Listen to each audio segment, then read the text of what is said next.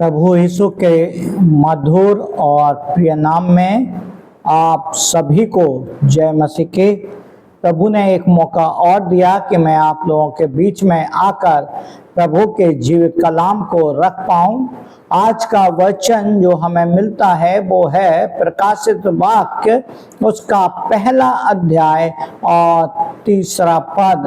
Bible के नए नियम के आखिरी किताब है, उसका पहला अध्याय है और उसका तीसरा वचन जो बाइबल में मिलता है वहां पर इस प्रकार से लिखा हुआ है, धन्य है वे जो इस भविष्यवाणी के वचन को पढ़ता है और वे जो सुनते हैं और इसमें लिखी हुई बातों को मानते हैं, क्योंकि समय निकट है। मेरे प्रियो, उस व्यक्ति को धन्य बोला गया है जो भविष्यवाणी की पुस्तक को मानते हैं। भविष्यवाणी के पुस्तक के वचन कौन है? भविष्यवाणी की पुस्तक है प्रकाशित वाक्य, जिसमें भविष्यवाणी के बारे में लिखा हुआ है। जो भविष्यवाणी कर रही है उस पुस्तक का नाम है प्रकाशित वाक्य। उसमें लिखी हुई बातों को, वचन को, अर्थात प्रभु यीशु मसीह के द्वारा जो वचन कहे गए हैं उनको क्या करती है? मानती है। यहाँ पर तीन बातें हैं जो वचन को, पहली बात है धन्य है वे जो भविष्यवाणी के वचन को क्या करते हैं? लिखा हुआ है, पढ़ता है। सबसे पहली बात वचन को पढ़ना। दूसरी बात, और वे जो सुनते हैं। और तीसरी बात, इसमें लिखी हुई बातों को मानते हैं। मेरे प्रियो, पढ़ना, कई एक लोग बाइबल को पढ़ते हैं, फॉर्मेलिटी है, सुबह पढ़ लेते हैं, दोपहर में पढ़ लेते हैं, शाम को पढ़ लेते हैं, क्योंकि चर्च में पास्टर चिल्ला चिल्ला के बोलता है कि बाइबल को पढ़ना है, बाइबल को पढ़ना है, इसलिए बाइबल पढ़ रहे हैं। बाइबल हम पढ़ते हैं। दूसरा है सुनना, सुनते हैं। सुनते कैसे हैं? जब आप कलीसिया में जाते हैं वचन को सुनते हैं। लेकिन सुनना लिखा हुआ है, विश्वास सुनने से और सुनना मसीह के वचन से होता है। सुनना है, आपको वचन को सुनना है।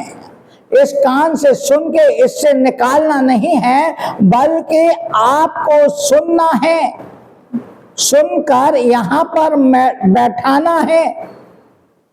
वचन क्या पास्टर दे रहा है, कलीसिया में वचन क्या बोला जा रहा है, उसको सुनना है।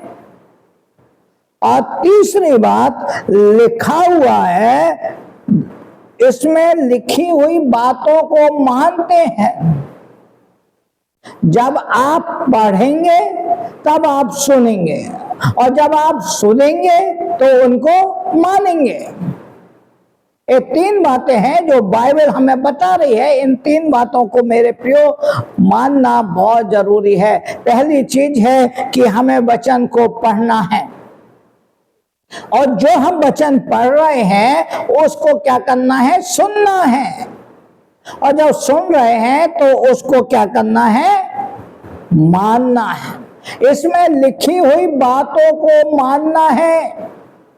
परमेश्वर का वचन आपके लिए क्या कह रहा है उसको मानना है।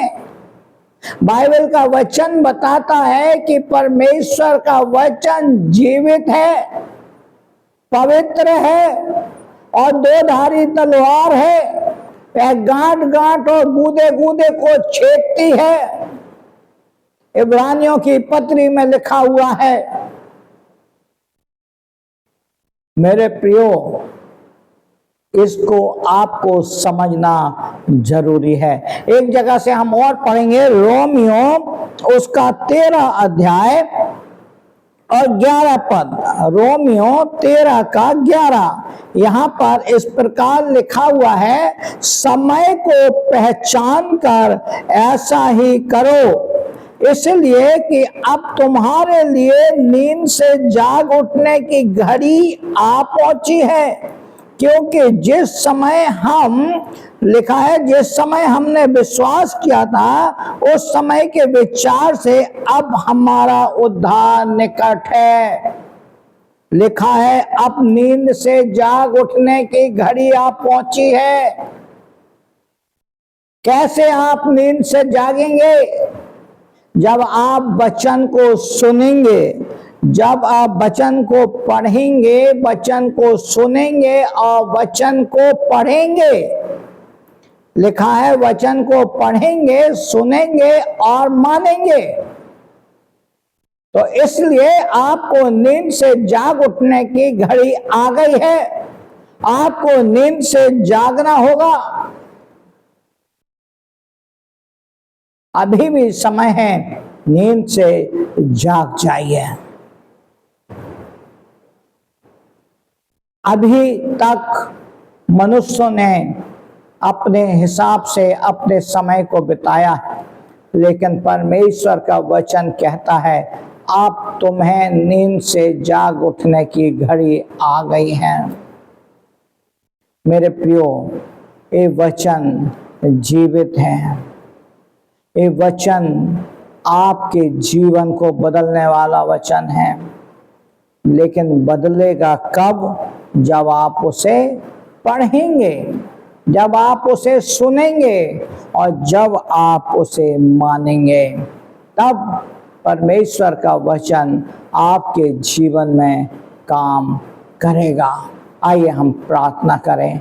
अगर आपके पास कोई प्रार्थना निवेदन है, आप हमें भेज सकते हैं और हम आपके लिए जरूर प्रार्थना करेंगे।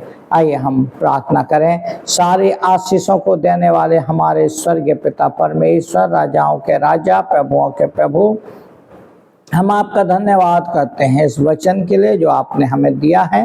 ये वचन जो जीवित है और प्रभु जी हमसे बातें करने वाला वचन है। हम आपसे प्रार्थना करते हैं कि आपका अनुग्रह, आपकी आशीष प्रभु जी हर एक लोगों के ऊपर बनी रहे। आप अपना हाथ प्रभु हर एक लोगों के ऊपर बनाएं, हमारी आपसे प्रार्थना है। जितने भी लोग इसको सुनते हैं या बाद में इसको सुनेंगे, उनके ऊपर आप अपना आशीष का हाथ रखें। अगर कोई दुख में है, तकलीफ में है, बीमारी में है, परेशानी में है, चाहे वो बीपी की शिकायत हो, चाहे वो शुगर की शिकायत हो, कार्डियक प्रॉब्लम हो, अस्थमा की प्रॉब्लम हो, कैंसर की प्रॉब्लम हो, गठिया वायु की प्रॉब्लम हो, और भी जो परेशानियां हैं, और कैंसर की शिकायत हो, यीशु नासरी हम आपसे प्रार्थना करते हैं हर एक के जीवन में आप काम करें और दुख, तकलीफ, बीमारी, परेशानी, समस्याएं सब यीशु के नाम से दूर होने पाए, हमारी आपसे प्रार्थना है। प्रभु जी, प्रार्थना को सुना, हम धन्यवाद देते हैं। इस प्रार्थना को प्रभु यीशु के मधुर और प्रिय नाम से मांगते हैं, सुने और ग्रहण करें। आमीन, आमीन, आमीन।